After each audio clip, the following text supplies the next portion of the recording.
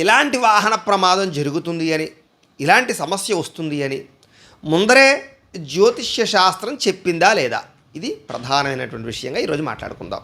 కారణం ఏమిటి? అసలు ఈ విషయం కూడా మాట్లాడడానికి కారణం ఏమిటి అంటే కనుక, ఎవరికి వాళ్ళే కొంతమంది ప్రత్యేకమైనటువంటి వ్యక్తులు సొంతంగా నా అంతటా నేను చెప్పాను కాబట్టి జరిగింది, లేకపోతే నేను ముందే చెప్పేస్తూ ఉంటానండి, నేను పెద్ద అద్భుతమైనటువంటి జ్యోతిష్య పండితుడిని, నన్ను మించినవాడు ఈ ప్రపంచంలో సృష్టిలోనే లేరు అనేటటువంటి రీతిలో ప్రస్తుత కాలంలో ఏంట్రా అంటే కనుక వ్యవస్థ చేసుకుంటూ, అంటే జ్యోతిష శాస్త్రంలో ముందే చెప్పినటువంటి విషయాలని తన సొంత గొప్పతనంగా భావించి, ఇదే సొంత తెలివితేటలుగా లేకపోతే సొంత యొక్క శాస్త్రపరమైనటువంటి పరిజ్ఞానంగా భావించి దాన్ని ప్రచారం చేసుకోవడం వల్ల ఏమవుతుందయ్యా అంటే కనుక శాస్త్రం దెబ్బతింటుంది. కారణం ఏంటంటే, అంటే శాస్త్రంలో చెప్పలేదు, ఇది నేనే చెప్పాను, లేకపోతే శాస్త్రంలో ఎవరూ చెప్పలేదు, ఏ జ్యోతిష్య పండితులు చెప్పలేరు, నేనే చెప్పాను అనేటటువంటి రీతిలో ప్రచారం చేసుకోవడం వల్ల అది ప్రమాదకరమైన ప్రచారంగా తయారవుతుంది.